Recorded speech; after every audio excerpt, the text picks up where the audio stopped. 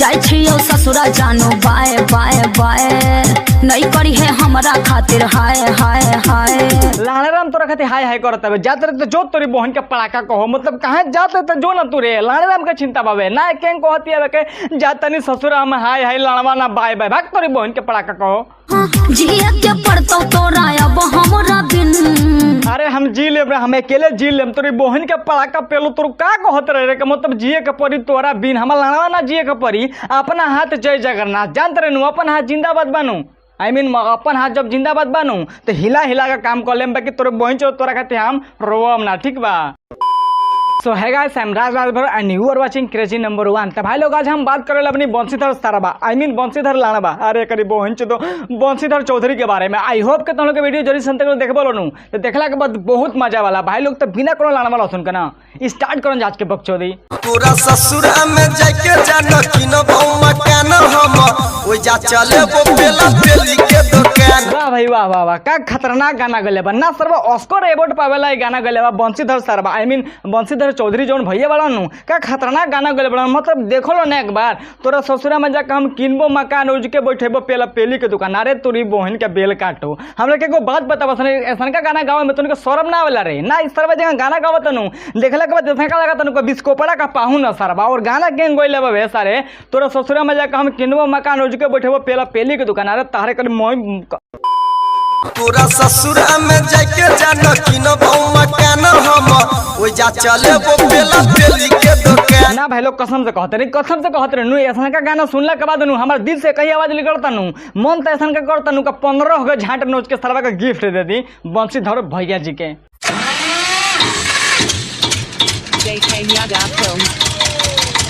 वाह भाई वाह मतलब का क्रिएटिविटीज बा मतलब एकरे के तो टेक्नोलॉजी कहल जाला यार मतलब एक बार देखो लो ना सरबा 2 कौड़ी के वीएफएक्स सरबा डलले बड़ा था ना गाड़ी में तो धुआं आई मीन मतलब पिछवाड़ा से धुआं निकालता रहता ना और ये हितवा ये हैंडल के मारता मतलब हैंडल के मारता एक बार देखो लो ना मतलब देखला के बाद तो माँ कसम कहते नहीं नु गाड़ी में से बाहर और मतलब झाट का मतलब नु आगे लग जाए झाट में ना भाई लोग कसम से कहते रहे ऐसा का क्रिएटिविटीज देखला बढ़िया करे बहुत मुठ ना मार लेते रहे वो अच्छा रही सरवा मतलब का ही करता रहे मतलब हैंडल से जगह मारते रहो लगा तो सरवा मतलब मुठ मारे का प्रैक्टिस करता हुए। अरे चल जो और एगो बात भाई लोग तनी भौजी के देखो लो सरवा इतना खुश बिया नु मतलब इतना खुश बिया नु ई सरवा बंशीधर सरवा जौन बा आई मीन बंशीधर चौधरी जौन बाड़न भैया जी तो हंडिल मारत रहन तो इतना ही खुश होतिया नु देख के तो लगा तो सरवा सलमान खान के लाना देख ले बिया ओइ से इतना ज्यादा खुश बिया मतलब देख के लगा भौजी के आगू से मारबो हैंडल धक धका धक धक पीछा से फेंकतो धुआं फक फका फक। ना भाई लोग का गाना बा मतलब का खतरनाक गाना बा आगे से मारबो हैंडल धक धका धक धक और पीछे से धुआं फेंकी फक फका फक फक ना मतलब का खतरनाक गाना बा मतलब जौन लिखले होई नु वो सरवा कुछ मतलब सोच समझ के लिखलो है मतलब देखो लो ना गाना का भाव मतलब हैंडल मारबो तो फक फका धुआं तो फेंकता भाई हम जानते रहे कहां धुआं फेंकता मतलब जैसे का गाना ही गइले बानू रे भाई देखला के बाद मतलब यही मन करता नु के करे बहन के गरिया दी कसम से लेकिन गरिया न कर सकती क्या के कम्युनिटी गाइडलाइन के खिलाफ बा यार। जब ऊपर से तोहर ऊपर के इंजन जब हो जाए तो नीचे से तो जनरेटर के तेल अरे बंशीधर भैया जब ऊपर के इंजन फेल होई नु तो नीचे से जनरेटर के तेल ना गिरे नीचे से नु मूत्र नाली गिरी आगे वाला मतलब जौन इंजनवा बनू भैया जौन नीचे का इंजन बनू तो मूते वाला इंजन है यार ओमे से मूते गिरी ठीक नु तेल ना गिरी जनरेटर के ना हितबा जगह कहता नु नीचे से गिरबो जनरेटर का तेल है झटिया ना गिरी रे तोरी बहन के पड़ाका फेलो हां ना चले जाइली त नच के देखाबे मैं ते मारे लगबो पंप गे ऊपर से नीचे तोर दोनों फुलावा ना करे लगता जंप गे। अरे बंशीधर भैया अब कितना जंप करे ना जगह भैया ये कहत रहनु को ऊपर से नीचे तोर दोनों जो बनावा करे लगे जंप रे अब का कितना जंप करी यार मतलब दोनों जगह जंप करत नु देख के साइकिल थरवा लागत नु कि दोनों बहरी निकल के थरवा डगरा जी मतलब रास्ता पर मतलब देख के लागत भौजी के जब से भला तोर बियाह छौरी सेट गे तोरा याद में हम पीबो सिगरेट गे तोरा याद में हम पीबो सिगरेट गे है ना भाई लोग हमार तो जहाँ तक मालूम आदमी के जब ब्रेकअप होला जब कोनो लड़की से कोनो लड़का लाइन मारल सन ओकर शादी होला तो सिगरेट ना पियल सन उ मतलब नु जाके थोड़ा दारू पियल सन ई सब कहता आड़ी पिए के आई मीन मतलब सिगरेट पिए कहता है तो शादी के बाद हम जाकर सिगरेट पियम अरे थोड़ा जाकर दारू पीऊ फोर डाउन खो जहर खा के मर जो आई मीन मतलब कुछ और ही कर मर जाता नहीं का लड़वा खातिर सिगरेट तू पिए बा सिगरेट में का रखल बा यार जाकर दारू बियर लड़वा लहसुन अदरक प्याज मतलब सब तू पी के मर जो सारा बता नहीं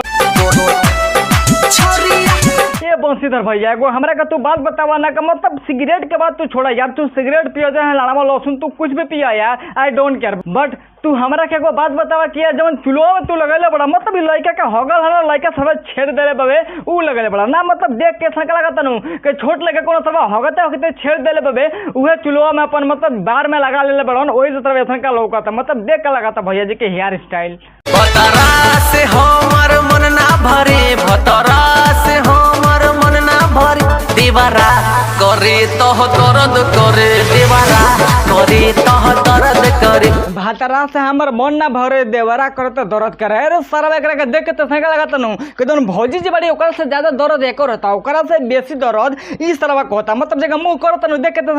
सनका लागत नु कि मतलब एकरे गाना कोनो पटक के जबरदस्ती मार देले ओही से सरवा के दर्द करता है अरे भाई लोग ऐसा का भकलंडी सीन देखला बढ़िया आदमी हाथ मार के रह जित रे ऊ बढ़िया रहे कसम से कहते नहीं यार तो बस भाई लोग आज के लिए बस इतना बख्शी दे वीडियो में मिले जी फिर से होगा नेक्स्ट वीडियो में और जाए से पहले तुम लोग हम ही कहना चाहते अभी तक हमारे चैनल के तुम लोग सब्सक्राइब नहीं कर लो तो नीचे देख लो रेड करके सब्सक्राइब बटन को तो दबा के तुम लोग सब्सक्राइब कर दियो और साथ ही साथ भाई लोग बेल आइकन ठोक दियो ताकि हम जब भी नया वीडियो अपलोड करें सबसे पहले तुम लोग को मिल जाए और भाई लोग मतलब ना वीडियो खत्म करने से पहले तुम लोग से बहुत बड़ा रिक्वेस्ट करना चाहते हैं कि भाई लोग ये वीडियो के नीचे डिस्क्रिप्शन में एक चैनल के लिंक भेजी वो हमारा भाई के चैनल है यार हमारे छोट भाई के चैनल है वो चैनल का नाम है मतलब पहले RK फन से चैनल रहा तो हम लोग के चिन्ह तक बोला यार बहुत खतरनाक रोस्टिंग करला वो रोस्ट वीडियो करला मतलब तुम लोग एक बार को रोस्ट देखबल नु तो गणिया फटल का फटल रह जी आई मीन मतलब बहुत मजा आई वीडियो कर देख के तो बहुत खतरा बहुत मेहनत करला बेचारा के जालो ये वीडियो के नीचे डिस्क्रिप्शन में चैनल के लिंक में जाकर subscribe Pay low I mean subscribe कर लो भाई लोग सपोर्ट कर लो जगह हमारे का तुम लोग सपोर्ट करते रहो जगह हमारे का तुम लोग प्यार दिखावत रहो यार ओकरो को सपोर्ट कर लो